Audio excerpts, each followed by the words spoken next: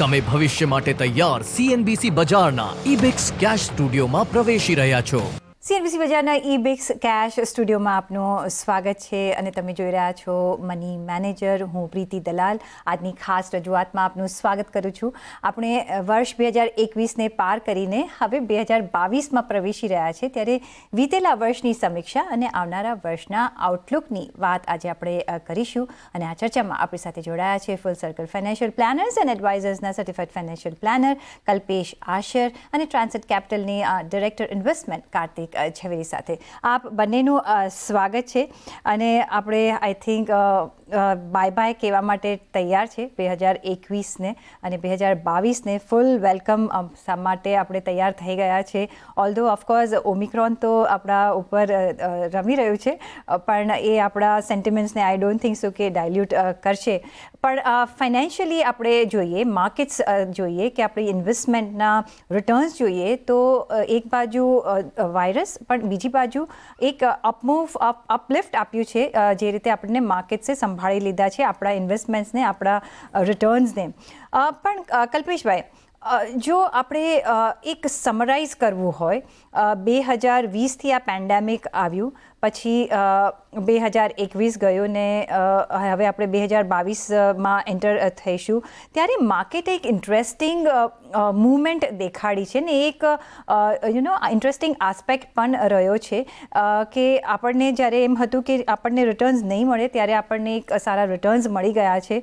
અને જ્યારે જરા સ્ટેબિલાઇઝ થયું, જ્યારે આપણે યુઝ ટુ થઈ ગયા વાયરસ સાથે, અને પછી જોયું તો એક ઓછા નથી મળ્યા, પણ એક થોડું એમાં આપણે ડિક્રીઝ જરૂરથી જોયું છે. તમે કઈ રીતે સમરાઇઝ કરશો આખી માર્કેટ સાયકોલોજીને? એકચ્યુઅલી પ્રીતિ, આપણે જ્યારે 2022ને વેલકમ કરવાની રાહ જોઈ રહ્યા છે, તો આપણે ભૂલવું ન જોઈએ કે આપણે 2020 અને 21ને બાય બાય કેવી રીતે કહીએ. તો દેટ ઇઝ વેરી નેસેસરી. અને એના પરથી આપણે શીખ લેવી જરૂરી છે કે આપણે 2022માં આપણું આઉટલુક નોટ ઓનલી જે આપણે એક્શન્સ કરશું, પ્લસ આપણું જે માઇન્ડસેટ છે એ જાણવું બહુ જરૂરી છે. બીકોઝ આ 2 વર્ષ બહુ જ આઈ થિંક યુનિક અને આપણે કહીએ કે નિરાલા ગયા છે બધા આઈ થિંક ગ્લોબલ ઇન્વેસ્ટર્સ માટે, ફક્ત ઇન્ડિયા માટે નહીં. તો આમાં તમે જુઓ, જે તમે બિહેવિયરલની વાત કરી, કે એક માનસિકની આપણે વાત કરીએ, એક રોકાણકારની જે હોવી જોઈએ, આઈ થિંક એમાં એક આખો મોટો રોલર કોસ્ટર આવ્યો છે. અને નવી નવી ચીજો આપણને જાણવા મળી છે જે આપણે ક્યારે ધારી પણ નહોતી. કે ગોઈંગ બેક ટુ માર્ચ 2020, જ્યારે પહેલી વાર આપણને આ પેન્ડેમિકનું એક ભનક આવી, કે એનો સામનો કરવો પડ્યો, ત્યારે તમે જુઓ કે જે એક નીચર્ક રિએક્શન જે બહુ જ સ્વાભાવિક છે, કે માર્કેટે જોયું કે તરત જ 15 દિવસમાં લગભગ 40-50% સ્ટ્રેટ ઇમ્પેક્ટ, ઘટાડો, નેગેટિવિટી માર્કેટમાં આવી અને માર્કેટ ક્રેશ. હવે ત્યાર પછી એમાં એક સંભાળવાની અને જોવાની વાત એ છે કે ઓલ્ધો માર્કેટ્સ વર શોઈંગ નેગેટિવ રિટર્ન્સ અને બધાના પોર્ટફોલિયો નેગેટિવમાં હતા, બટ એની સામે જે આપણી સમક્ષ જે પેન્ડેમિક, જે એક રોગચાળાનો આખો એક આપણો એક મોટો ભયાનક સ્વરૂપ આપણી સામે આવી ગયેલો, I think that overtook the market negativity. અને લોકો એ ચીજને સામનો કરવામાં વધારે બિઝી થઈ ગયા. અને એના કારણે પણ હું ધારું છું કે ઘણા લોકોએ ઇવન એક્શન ત્યારે નહીં લીધી રિડેમ્પશન કરવાની, અને ધેટ ટર્ન્ડ આઉટ ટુ બી એક બ્લેસિંગ ઇન ડિસગાઇઝ. કે જે લોકોએ ત્યારે પોતાના પોર્ટફોલિયો પર કોઈ ટેન્શન કર્યા વગર I think they continued out of intent or non intent, એ બીજી વસ્તુ છે. બટ એ સમયમાં જે લોકોએ પોતાના પોર્ટફોલિયોને ટચ નહીં કર્યા, કે પોતાની એસઆઈપી નહીં અટકાવી, ભલે એક બીજા ભયના લીધે, બટ એ લોકોને પણ આજે તમે જોવા જાવ તો લગભગ 1.5-2 વર્ષ પછી આપણે જોઈ રહ્યા છીએ કે માર્કેટ્સમાં રિટર્ન્સ ઓલમોસ્ટ ડબલ છે. તો એ આખો 2020નો એક સમયગાળો પસાર થયો ટેન્શનમાં, લોકોના સ્વાસ્થ્યને લઈને, બટ રોકાણકારોને એમાં ડબલ ફાયદો થઈ ગયો કે માર્કેટ ત્યારથી જે એક અપમૂવ દેખાડ્યો છે, એ માર્કેટ્સ હેવ ઓલમોસ્ટ ડબલ્ડ ઇન 2021.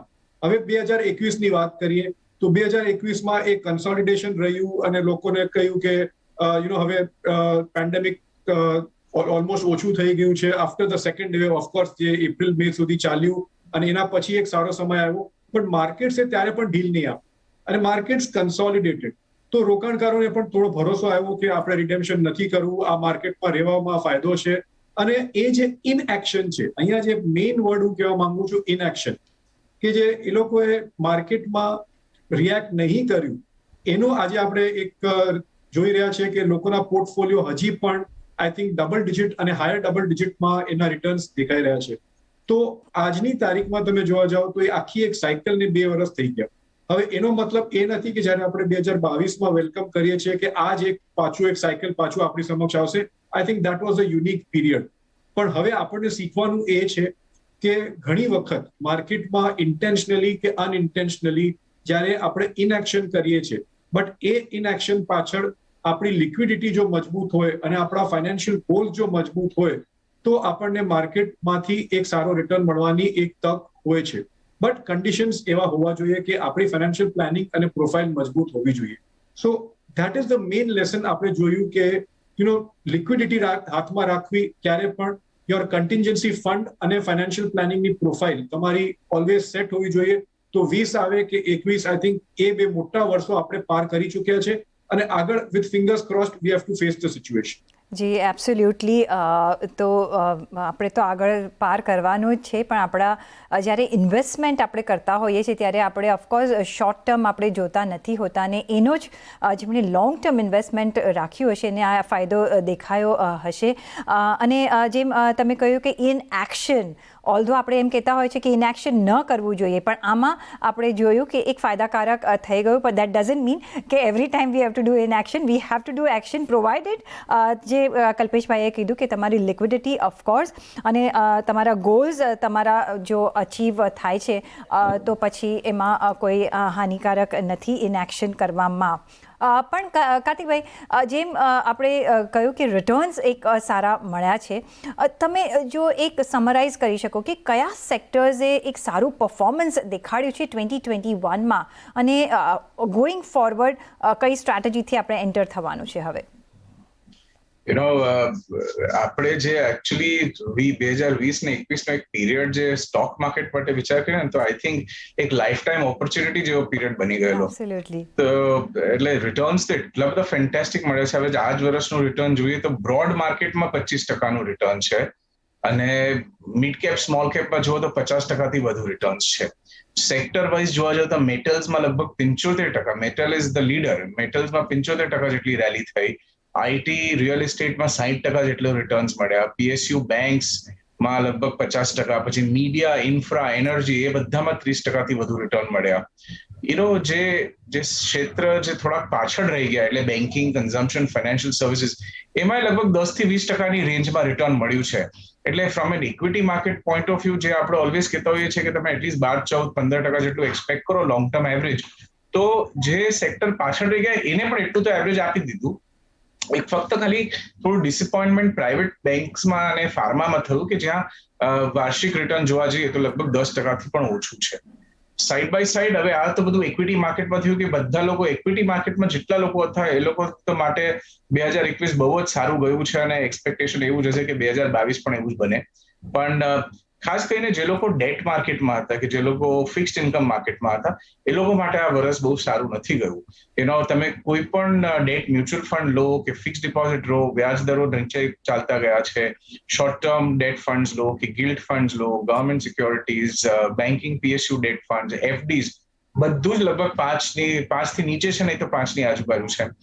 હમણાં છેલ્લા જે ત્રીજું ક્વાર્ટર થયું 2021-22ના વર્ષનું, એટલે મીન્સ આ ઓક્ટોબર, નવેમ્બર, ડિસેમ્બર 21નું ક્વાર્ટર, તો એમાં થોડું ઘણું એક્ટિવિટી જોવા મળે છે કે ક્રેડિટ રિસ્ક ટાઈપના ફંડમાં પણ નેચરલી એમાં રિસ્ક તો છે જ, કારણ કે એમાં તમે લેન્ડ કરો છો કોર્પોરેટ્સને, પણ એને કારણે રિટર્ન ઘણા બધા ફંડના થોડા સુધરી ગયા છે કે સુધરી રહ્યા છે.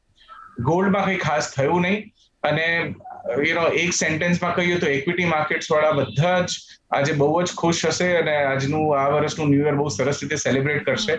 ડેટ માર્કેટ વાળા માટે આશા રહેશે કે નેક્સ્ટ યર કંઈક બેટર થાય, અને 2020 તો બહુ સરસ ગયું, 21 પણ બહુ સરસ ગયું, એટલે 22 let us look forward to શું થાય 22માં. તો આ એક રૂલ આપણે આગળ ધ્યાનમાં રાખીને જ ચાલવું પડશે. ભલે પેન્ડેમિક આવે, માર્કેટ્સ ઉપર નીચે જાય, જો આપણે આપણા ડિસિપ્લિનમાં જો ટકી રહે તો કોઈ વાંધો નહીં આવે. પણ કાર્તિકભાઈ, આપણે જ્યારે સમરાઇઝ કરી જ રહ્યા છીએ, આપણે જોયું કે 21માં આપણને કઈ રીતના રિટર્ન્સ મળ્યા છે.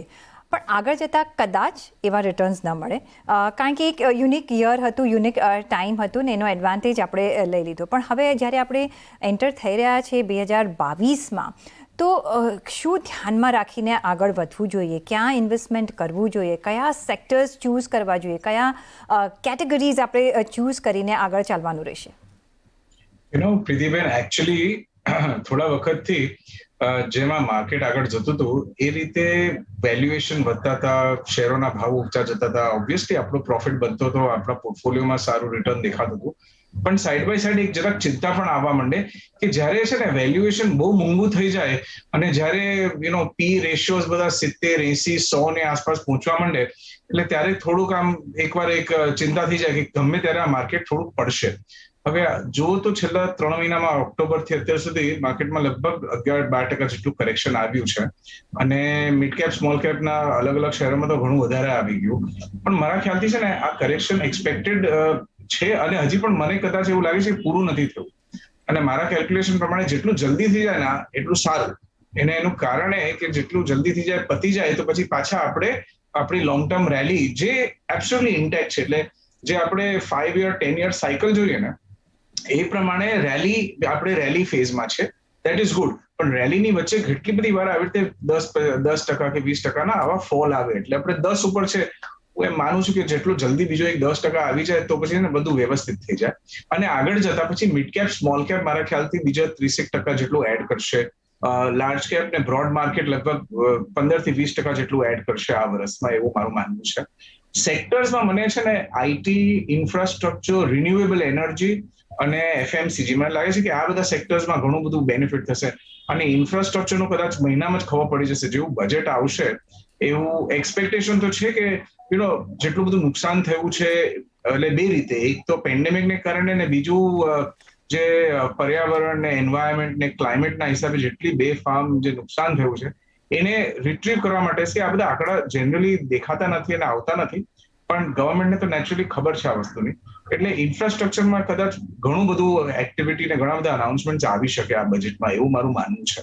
એટલે મારા ખ્યાલથી આઈટી તો ચાલતું જ રહેશે. રિન્યુએબલ તો બીજો કોઈ ઉપાય નથી. આપણા પ્રધાનમંત્રી જેને કહેવાયા છે નરેન્દ્ર મોદીજી કીધું કે આપણે રિન્યુએબલ એનર્જી 2030 સુધી તો આપણે ટાર્ગેટ્સ અચીવ કરવાના છે. એટલે I think that is a sector theme for 10 વર્ષ માટે.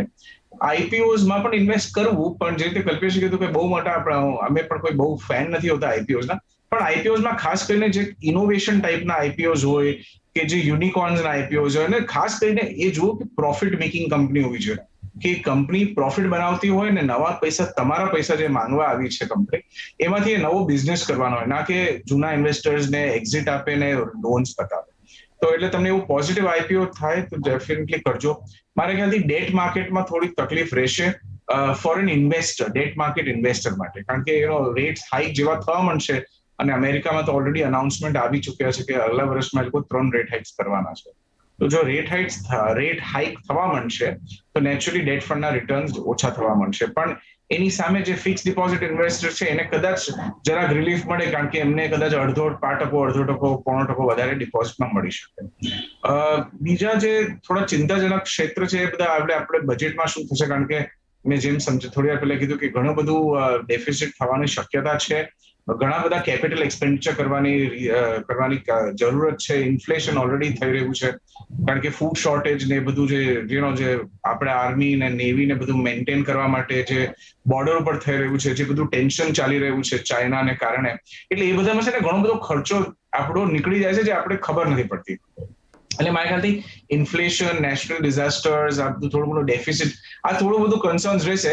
પણ એક બહુ સરસ દિશા અને ડાયરેક્શન મળશે આપણે ફેબ્રુઆરીના બજેટ પછી. અને આ બધું જ છે ને શોર્ટ ટર્મ માટે છે, એટલે દેટ મીન્સ આ બધું જે વાત કરીએ છીએ 3 થી 6 મહિનાની વસ્તુ છે. પણ લોંગ ટર્મ જે આપણે તમે તમારું રિટાયરમેન્ટ પ્લાન કરો છો કે છોકરાઓ માટે કંઈક કરો છો ને તમે તમારું કેપિટલ બનાવો છો, તમારું કોર્પસ બનાવો છો, તો long term we are absolutely good. Long term તો આપણે રેલીમાં જ છે અને આપણે તેજી બજારમાં જ છે, એટલે એબ્સોલ્યુટલી કોઈ ચિંતા કરવા જેવું નથી. We are absolutely good. પણ આ વચ્ચે થોડા બધા ફેક્ટર્સ છે જે હોપફુલી આપણા Q4માં, એટલે ચોથા ક્વાર્ટરમાં અને કેલેન્ડર ફર્સ્ટ ક્વાર્ટર, જાન્યુઆરી થી માર્ચની વચ્ચે ઘણું બધી સ્પષ્ટતા આવી જશે અને પછી I think we should be back to business. જી એબ્સોલ્યુટલી, કારણ કે લોંગ ટર્મ આપણે ઇન્વેસ્ટમેન્ટ કરતા હોઈએ અને આવા ફેક્ટર્સ તો આવતા જતા જ હોય છે, પણ આપણો પોર્ટફોલિયો એટલો સક્ષમ હોવો જોઈએ કે આ બધાથી આપણા પોર્ટફોલિયોને કંઈ અફેક્ટ ન થાય ને, એટલે જ લોંગ ટર્મ ઇન્વેસ્ટમેન્ટની અમે સ્ટ્રેટેજી આપતા હોઈએ છીએ અને રેકમેન્ડ કરતા હોઈએ છીએ જો માર્કેટમાંથી તમારે કેપિટલ અપ્રિસિએશન જોવું હોય તો. પણ કલ્પેશભાઈ, બજેટ હવે આવશે થોડી વખતમાં, એના પર બી એક ચર્ચા કરી લઈશું, પણ એક ક્વિક બ્રેક લઈ લઈશું અને બ્રેક પછી પાછા આવીને આ ચર્ચાને કન્ટિન્યુ કરશું. જોડાયેલા રહેજો અમારી સાથે.